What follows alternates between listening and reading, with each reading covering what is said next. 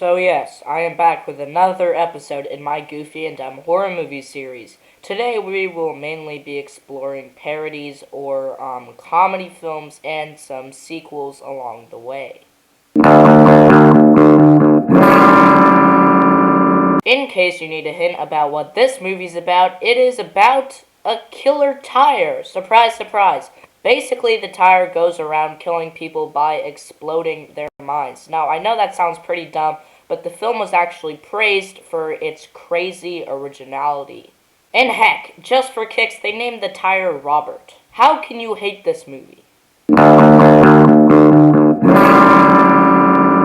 So, if the first Thanksgiving movie wasn't stupid enough for you, then you got its sequel, Thanksgiving 3. Now notice I didn't say threequel because this is actually the second installment in the Thanksgiving franchise for some reason.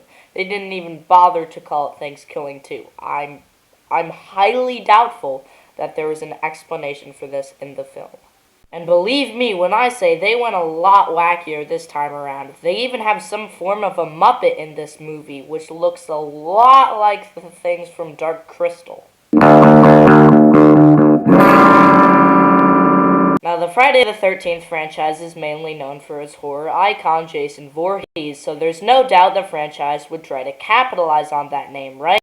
Well, in 1989, they did just that with the 8th installment, Jason Takes Manhattan, but as we would see, they take it a little too far. The film would be hit by negative reviews like its predecessors, and didn't really help its franchise get back on track after some of the previous failures in the series.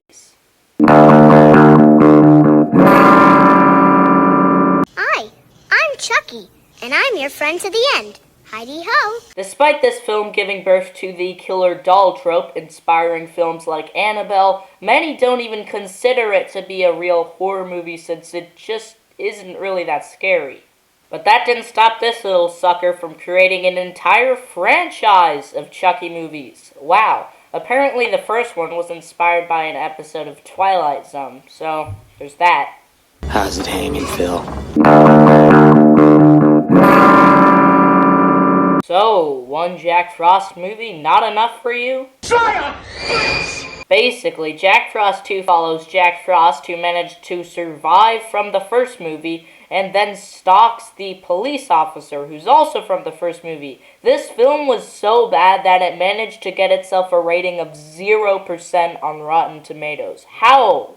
Just how? So, anyone up for a Jack Frost 3? So what if I told you there was a ripoff of a ripoff? After Critters ripped off Gremlins, which came out in 1984, and Critters came out in 1986, then Hobgoblins ripped off Critters in 1988. Basically, the Hobgoblins make girls fall in love with them for some reason, and they can also read your mind. So yeah, there's that. Deathbed, the Bed That Eats, is exactly what it sounds like. Long story short, a demon possesses a bed, and then the bed attempts to eat people. Moving on. Whoever dreamt this one up must have had one heck of a fever dream. Basically, this stuff is this sort of ice cream-like substance, and if you eat it, it can control and eventually kill you. Yeah, that's basically the plot. Seriously, this movie is so underrated. This might have been the first time I've heard of it, and that's saying something. So yeah, that concludes part 4 of my Goofy and Dumb horror movie series. If you would like to see a part 5, I already have some more ideas for some dumb horror movies, but if you want to help me out, make sure to comment down below if you have any movie suggestions.